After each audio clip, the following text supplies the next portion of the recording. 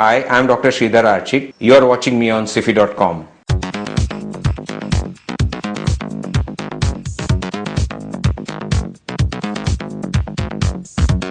Doctor, nowadays, even the younger generation is complaining of weak bones. How can one delay the process of weakening of the bones from a younger age? See, we are talking about what is known as osteoporosis. Osteo means a bone and porosis means softening. So soft bones or osteoporosis or weak bones are all one entity. We used to feel that this weakening of bone occurs in elderly age group or postmenopausal women. Now, when you see young people with weak bones, it's mainly because of severe vitamin D deficiency. And what we are talking nowadays is severe form of vitamin D deficiency in young people. The reason is that we have a younger generation which is extremely sedentary. They hardly go out and play. Many of our cities are polluted. As a combination of both these, vitamin D, which forms underneath one's skin when exposed to sunlight, is deficient. And if vitamin D is not available, the calcium in your diet doesn't get absorbed. As a result, the bones start weakening every day. So the whole crux of the matter is to avoid vitamin D deficiency in younger age group. What is the main difference between osteoporosis and osteoarthritis? As we understood in the first question, osteoporosis is softening of bones, whereas osteoarthritis is exactly opposite. It means age-related wear and tear. Now when we age, there are certain changes which occur in our body. For example, our hair will grow grey, our vision will decrease. Similarly, the white, soft, glistening part inside our joints, which is known as cartilage, will start showing wear and tear. And when that cartilage wears and tears, you start getting joint aches and pains. This is called as osteoarthritis. So these are completely different things. What is bone density test? When is it prescribed? What happens is that when we discussed about calcium in the bone, if the calcium content of the bone decreases, the bone density or the calcium per say unit mass decreases. As a result of which your bones weaken and you get osteoporosis. So what we do is we find out the intensity of your weakening of bones by doing what is known as a bone density test. It's ideally recommended for ladies who have just turned postmenopausal, which means normally between the age of 40 to 50, whenever you have your menopause, you go ahead and get a bone density test done. What would be your guidelines to prevent osteoporosis, which is very common in women today? See, what happens is like your bone is like your savings bank account. Whatever money you start saving in your young age for your retirement will last you longer. For example, if you have 2 lakhs more than your neighbor when you retire, that money is going to last you longer if your lifestyle is similar to your neighbor. Similarly, you can put X amount of calcium in your bone up to the age of 35. So if when you are young, you have a good diet, you keep exercising regularly, have a calcium rich diet and have calcium supplements, then you put lot of calcium in your bone bank. And that will last longer when you have menopause or if you are a man after say age of 65. So the prevention starts when you are very, very young. Start regular exercise, have a good diet and make sure that your diet is rich in calcium. If it is not, take a doctor's advice and take some calcium supplements. What is your take on calcium supplements? See, calcium supplements has got a lot of myths around it.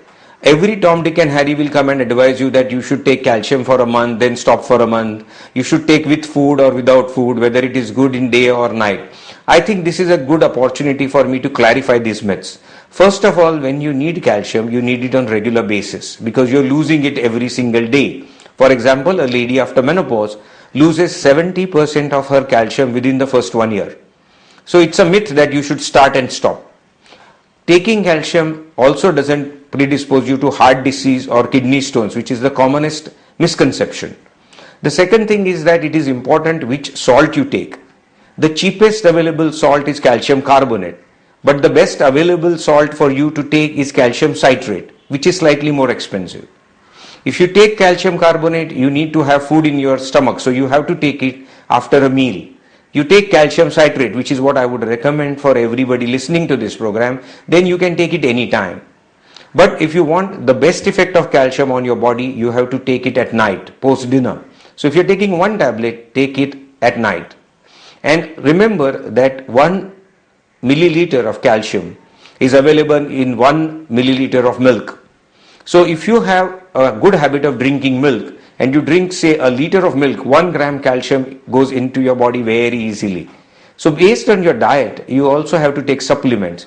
Unfortunately, our Indian traditional diets are extremely deficient in calcium, and it barely provides 300 milligrams of calcium. You have to take that into the light for an elderly person who requires 1.5 grams of calcium.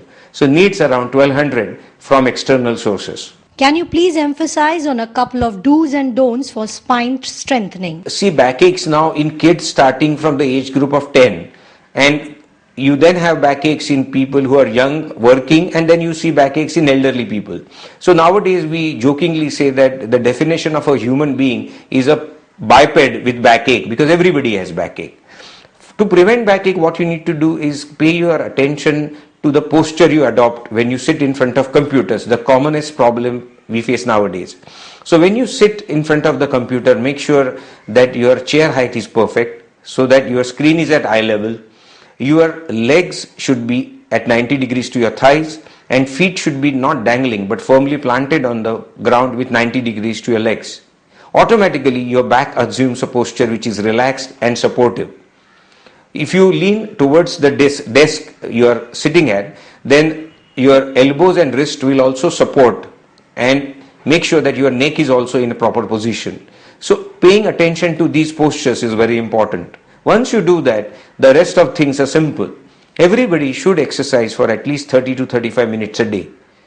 If you can't afford to go to a gym or do exercises at home, go for a morning walk, which is a good exercise for your, not only for back, but for your heart as well.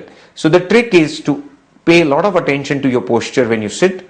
Make sure that you exercise every day, have a proper diet, and in case you have back pain in spite of that, consult your doctor fairly early. Please explain in brief the joint replacement surgery using the computer navigation system. See, what happens is that you must have all flown in an aeroplane. Now you suppose you are landing in Mumbai at middle of the night, it's raining, the visibility is poor. Whatever the external atmosphere, the pilot will land your plane exactly in the center of the runway. And that happens because they use a system called as global positioning system, because of which without any visibility or rains or whatever factor, the plane will not wander anywhere but land exactly in the center of the runway. Similarly, when a plane is flown say from Mumbai to Delhi, it is on a particular course that it will go, and suppose your pilot makes an error of 3 degrees while he is charting your course, he will land in Jaipur, and you are not going to be happy to land in Jaipur when you have bought a ticket to land in Delhi. So using these two corollaries, remember that if we use the same system, I can do a joint replacement surgery which is absolutely properly aligned every single time. Why the alignment is important? If I align your joint perfectly, it will last longer. And a joint replacement today should last for 15 to 20 years. It will last only if the surgeon makes an error-free surgery. A human being cannot ascertain the difference between 0 and 3 degrees. But you just heard 3 degrees difference can make one land from Delhi to Jaipur on a map of India. So similarly, accuracy and error-free surgeries are very vital for joint replacement longevity. So what we do now is that use the same global positioning system in a software which is installed in our machine in the operation theatre, and because of which every single time I do a surgery, it is 100% accurate, it is error free, and it is aligned absolutely perfect to your rest of your body, so the longevity of the joint is increased.